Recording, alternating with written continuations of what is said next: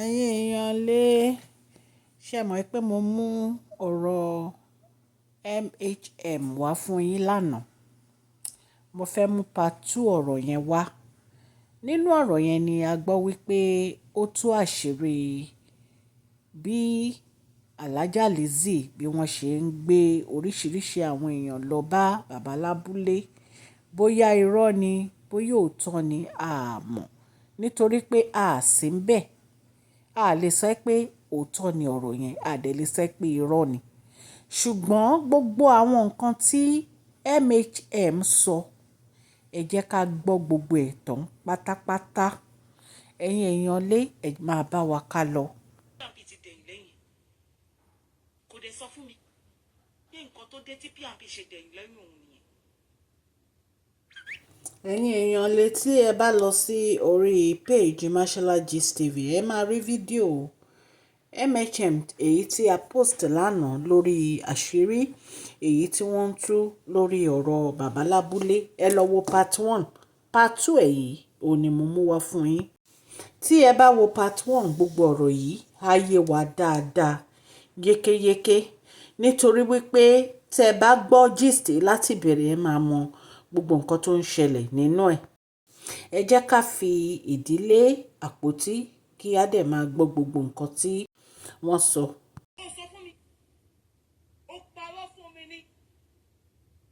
Ó ní pé kí n bẹ́ẹ̀ ṣe. Wọ́n fún ẹ ní star. Wọ́n ṣe gbogbo nǹkan fún ẹ lórí péjì ẹ. Ṣé kò yẹ yín sí? Ó ní pé Anamáyọ̀wá show more monetization setup. Really, of course. Mo lè set up monetization. Ó dẹ̀ fi mí ṣe admin. That was last year 2023. Ó fi mí ṣe admin ní péjì ẹ. Mo dẹ̀ lọ sórí admin ẹ. Mo dẹ̀ set up monetization. Monetization dẹ̀ bẹ̀rẹ̀ sí ó dẹ̀ sí lọ sókè. Gbogbo ẹ̀ ń wá. Mo ní pé ṣé kí n fi PayPal mi sí? Ó ní yes. Ṣé kí n fi PayPal mi sí? Mo bẹ́ẹ̀ fi PayPal mi sí. Ṣé kò yẹ ẹ́ sí? Ṣé o ti rí kí ló wúkọ ẹ̀? Láyọ̀. Nígbà tó bẹ̀rẹ̀ orí burúkú yẹn, mo lọ sínú WhatsApp mi, sínú àkáǹtì mi. Gbogbo nǹkan tí Facebook máa ń fún mi pátápátá, gbogbo rìsíìtì tí mo ti fún ẹ, mo send ẹ sí lady yẹn. Bóyá obìnrin ló wà bẹ́ẹ̀, bóyá ọkùnrin ni mi mọ̀. Mo send ẹ sẹ́ni yẹn. Kókó bá mi mú ibi tí Lizzy wà nínú ibi tí ẹni tí mo trust nìyẹn. Kó bá mi mú ibi tí orúkọ Lizzy page wà nínú gbogbo rìsíìtì tí Facebook máa ń fún wa. Lọ́n the 12, wọ́n máa ń send kan lọ́n the 8, wọ́n máa ń send kan lọ́n the 12. Ìgbà mi tó máa send ẹ̀ lọ́n the 12, wọ́n máa send ẹ̀ ní 12 and 13. Méjì ló máa send. Ibi tí orúkọ ẹ bá wà níbẹ̀ kó wá ń gbé jáde. Kò sọ orúkọ ẹ ń bẹ̀. Èmi mo wá lọ bá ẹ nínú WhatsApp pé Facebook ò sanwó ní February fún yín, ó tún sanwó ní March. Kí ló ń ṣẹlẹ̀? Èmi mo wá lọ bá ẹ pé ṣé ó ti set up monetization, ṣé ó ti yọ orúkọ mi kúrò ń bẹ̀ ni? Ó lóun ò yọ. Mo ní that's me pé èèyàn kan ti kọ́kọ́ set up monetization lórí péjì. Ó wá ní P&P ló ń gba owó ẹ lọ. Àmì ní P&P ò ní lè ṣe bẹ́ẹ̀ náà. Tó bá jẹ́ pé tòótọ́ mo ní P&P ò ní lè ṣe bẹ́ẹ̀. Mo ní kó jẹ́ ká dúró fún 1 month náà. Á pé ẹ bá wa pé Fanbalẹ̀. Ọlọ́run, ta ní kò ṣe pé Fanbalẹ̀ wà nínú ẹ̀ ní máa bí ẹ play voice note yìí. Online. Mi kò fẹ́ kí Fanbalẹ̀ hate mi. Do you understand? Fanbalẹ̀ tó wà láàrin wa ni. Fanbalẹ̀ ó pé Fanbalẹ̀. Fanbalẹ̀ explain the same thing fún ẹ. Ṣé kò yẹ? Torí Fanbalẹ̀ ló ń bẹ gba monetization page kejì. Ìyẹn Lizzy Anjorin number 2. Ṣé kò yẹ? Lizzy Anjorin number 2. And page olórí burúkú tó sọ pé ó ṣẹ̀ṣẹ̀ sí yẹn ò ṣẹ̀ṣẹ̀ sí page yẹn. Lizzy Anjorin original yẹn. He has been there. That page has been there as orúkọ tó sọ pé a fi ń ṣí page káàkiri. Lizzy Anjorin bá pa olè ni. Ẹ wò. Ṣé o mọ̀ pé Lizzy sọ yí pé a máa ń fi orúkọ òun lọ ṣí page? Ṣé kò yẹ yín sìn? Téèyàn bá sọ̀rọ̀. Kò ń ṣe pé torí pé wọ́n ń bẹ̀rù ẹ̀ o. Torí pé wọ́n ń ṣe pé gbogbo ayé mọ̀ pé irọ́ ló pa. ṣé kò yẹ kí lélẹ̀ ṣé mo pé péjì yìí ni Lizzy Warrior TV ẹ bá rántí ṣé mo kí nìyẹn tó sọ yìí pé àlùjọ ó fi lọ ń gba owó lọ ọwọ́ àwọn ènìyàn ẹ wò ṣé rántí ṣé mo pé same page yìí ni Lizzy change ẹ̀ sí Lizzy Anjorin original page ṣẹ́rí ní November 5 ló change orúkọ ẹ̀ sí Lizzy Anjorin original page olórí burúkú léèyàn bá ń wo èèyàn kan wo ẹ̀ ní ṣé kò yé ìyá ẹ̀ ó máa ń parọ́ gan kó tí ẹ kí n sọ yẹn gan kò ní dá fún yàrá yẹ anybody tí ó bá believe tí ó anybody tó bá fẹ́ believe ẹ̀ kò ní dá fún yàrá yà wọn kàn máa believe ẹ̀ who give a fuck anybody yàrá yà wọn bọ́ mi ni kò sí kankan nínú wọn tó ń bọ́ mi náà you are a mad woman ayé ẹ ti bàjẹ́ the same page yìí tó ń pariwo lórí social media pé a fi orúkọ ẹ lọ sí the same page yẹn ló page tó fi ń ṣe show lẹ́nu the same kẹ́ ẹ bá lè mọ irọ́ ṣé kò yẹ yín Dorcas God will bless you Mr. P&P Dorcas flag your kí ló ń kọ ẹ monetization a lot of kini Dorcas gan máa wò pé kí ló dé tí péjì yẹn ò ti wálẹ̀ péjì yẹn yẹ kó wálẹ̀ ó ti yẹ Dorcas péjì yẹn yẹ kó wálẹ̀ ìdí nìyẹn tó ṣe ó ní pé èmi máa ń gbé péjì òun fún mi Dorcas máa flag péjì ẹ̀ ẹ̀yin èèyàn ṣe mọ̀ pé a máa nídìí láti gba péjì yẹn padà lọ́wọ́ Facebook kó tó lè padà wá sí orí Facebook láti máa lò tí Dorcas bá ti flag péjì ẹ̀ ìgbà tó fi mí ṣe admin tí Dorcas bá flag page ó fẹ́ bọ́ta lẹ́sẹ̀kẹsẹ̀ ẹni tí ara ẹ̀ máa ń gbóná ni ara ẹ̀ máa ń gbóná kò ní sùúrù èmi ń tèmi mi ò kí ń ṣe nǹkan méjì papọ̀ mo jẹ́ nìkan tó yẹ pé tí bá ṣe ẹyọkan tán màá ṣe kejì mo ò láìkì gìrìgìrì in life in real life fún mi má rọ́ọ̀ṣì mi like ẹ̀. They were scared they owed the IRS $50,000 back.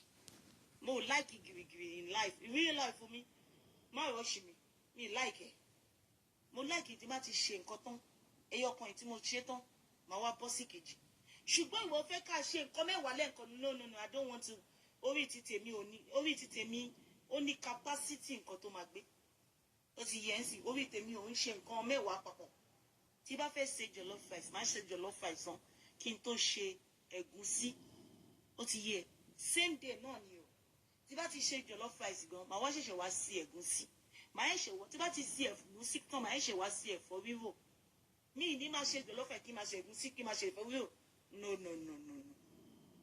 it's totally rubbish lọ́dọ̀ ti tèmi orí tèmi ò ní lè ṣe because I need to focus on that jollof rice to be good màá ṣe ìkọ́tọ̀ kí n tó ṣe mi ṣùgbọ́n ìwọ o fẹ́ lẹ́sẹ̀kẹsẹ̀ yìí o fẹ́ bọ́ síta o fẹ́ lọ péjì yẹn kí n dẹ̀ sáré ṣe it's not possible you need to exercise a patience màá wá gbé péjì mi fún ẹ tí bá ti rí i pé ara ẹ ò balẹ̀ màá gbé péjì mi fún ẹ pé kó lọ lò it's my password pẹ̀lú password mi o ní password mi títí tí wọ 2024 olórí burúkú tó sọ pé òun fẹ́ bá mi build the page olórí burúkú tó sọ pé mi máa ń gbé péjì fóun because Dorcas ti flag yẹn a need láti yọ admin yẹn show tó ṣe yẹn tí Dorcas flag mi ní láti yọ admin yẹn kúrò bẹ́ẹ̀ tí mi bá yọ admin yẹn kúrò bẹ́ẹ̀ o lè wọ péjì yẹn mo ní láti yọ admin yẹn kúrò bẹ́ẹ̀ láti lọ gba péjì yẹn padà lọ́wọ́ Facebook pé nǹkan báyìí ló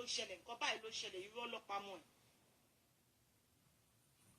láti lè gba péjì yẹn padà bó olórí burúkú ò ní farabalẹ̀ má dẹ̀ fún ẹ ní péjì mi ìdí tó ṣe ń gba péjì mi nìyẹn o ìwọ olórí burúkú aláyé bàjẹ́ ènìyàn ìka awálé ayé má ṣe rere aláyé bàjẹ́ ó wá rí Dorcas tó ń kọ́ kọ́ńgá Dorcas èpè kankan ò ní mú ẹ ìwọ ṣáà má ṣe bí that's the only thing if you can give well let me tell you see this life is going to an end ilé ayé lọ sí òpin ẹni tí ayé ẹ ti bàjẹ́ má jẹ́ kó bá ti ayé Lizzy ti bàjẹ́ pátápátá bó ṣe wáyé kò sí remediation mọ́ ṣé kò yẹ ó sì ń ṣoògùn ní Ọ̀yọ́ ó gbé píṣọ Anna àti Máyọ̀wá lọ síbẹ̀ kò yẹ they are fine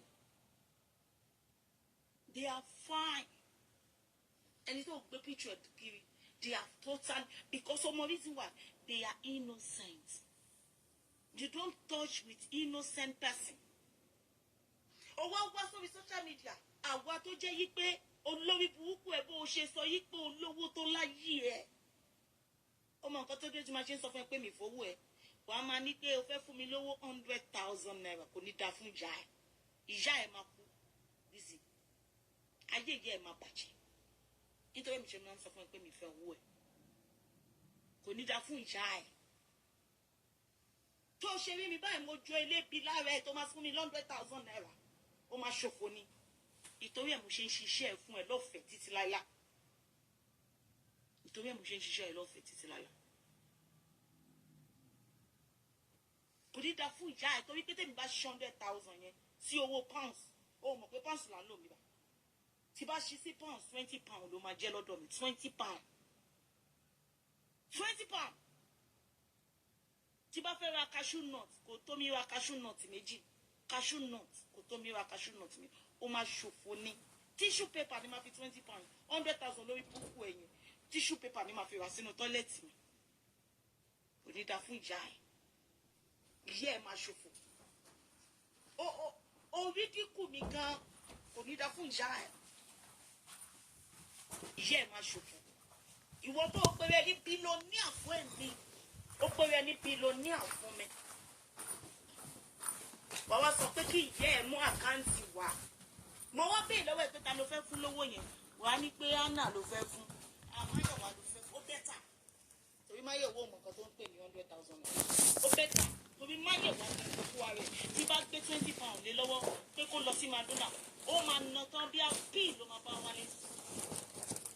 Níjọ́ Friday tí bá mú 20 pounds. 26 pounds gan ni máa fún. 26 pounds. Ni máa fi sínú ké. Ẹ jẹ́ ká jọ máa gbọ́ ọ̀rọ̀ MHM lọ. Wọ́n á lóhun àtọ̀rẹ́ òun làwọn jọ lọ sí McDonald. Kò ní dáa fún ìyá ẹ̀. Ìsísì Anna Máyọ̀wá máa finish 100,000 ní McDonald. Ó máa ṣòfò, ìyá ẹ̀ máa ṣòfò. Àwa sọ fún ẹgbẹ́ ni ò fẹ́. Kí ló ní ẹ nínú fún? Ìyá ẹ̀ Àríkẹ́ ló máa fún ní 100,000 Àríkẹ́ tó ń bẹ ẹgbẹ́ látọ̀dún tí ò ṣoríire. Òun ló máa fún 100,000 tó máa fò sókè. Bí ẹni tó rí 1 million rí. 1 million rí látọ̀dún tó ti ń bẹ ẹgbẹ́. Torí ẹ̀ ni kò ṣe dá fọ́mọ yẹn. Orí tọ́mọ yẹn ti di arìndì. Ọmọ yẹn tó bá dúró láàárọ̀ ó ń sùn. Tó bá dúró lọ́sàn-án ó ń sùn. Ọmọ yẹn ti di arìndì.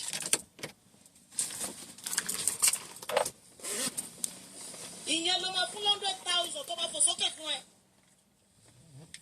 Oríṣẹ́ mi ló máa fún 100,000 tí máa sọ pé thank you. Àfi kò yẹ sọ pé mo fẹ́ fún àwọn ọmọ mi lówó. Àwọn ọmọ ẹni tó fún lówó.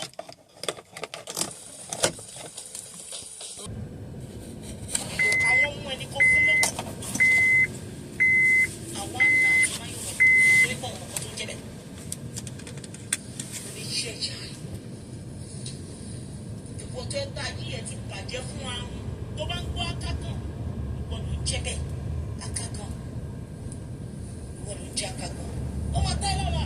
Lucas, òun tí ọdún yìí tó ń jalè, wọ́n tún kí ẹ kú oríire. Ìyá ẹ̀ ni mo kí kú oríire. Ìdí ẹ̀ ló ní oríire yìí. Ìyá ẹ̀ ni mo kí kú oríire. Pé kò fi ojú sunkún ọmọ. Ẹlẹ́ẹ̀kejì. Mo dúpẹ́ lọ́wọ́ Ọlọ́run pé bàbá púpọ̀ ò fi ojú sunkún ọmọ. Bàbá púpọ̀ ò ṣe ṣó fún ẹ rí o. Olórí burúkú. Gbogbo ọmọ bàbá púpọ̀ pátápátá ló kọ́ sí ọ̀dọ̀ kí ló wù ẹ́. Ọ̀dọ̀ bàbá lábúlé. Nítorí àti gbogbo ọmọ bàbá pupa gbogbo wọn pátápátá ló kó lọ sọ́dọ̀ bàbá lábúlé nítorí Dorcas ó fẹ́ pa gbogbo ìdílé kan ní tí ẹ̀ wá dí sùúrù náà láti pé bó ṣe ń kó wọn lọ sọ́dọ̀ bàbá lábúlé lẹ́yìn ọ̀kọ̀ọ̀kan gbogbo wọn dẹ̀ fò ṣọlẹ̀ wọn kú ó máa dúró ẹ̀jẹ̀ tó máa ti wà lọ́rùn ẹ̀ because orí Ọlọ́run ò kì í ṣe ibi rere lọ́run máa ń ṣe òun lẹ́nìkan kan ò ṣe kú nínú gbogbo wọn ó ní gbogbo wọn ò ṣe ráre ó dídí Ìyábọ̀ Òjó tó jẹ́ single mother ó dẹ̀ fẹ́ kó tọwọ́ jẹ Elizabeth Anjorin ó máa tọwọ́ jẹ kẹ́yìn ayé ẹni tí wàá wọ àkísà tí wàá wọ aṣọ pípọ́n ló máa wùlò kẹ́yìn ayé ẹ ilẹ̀ ni mo tẹ̀.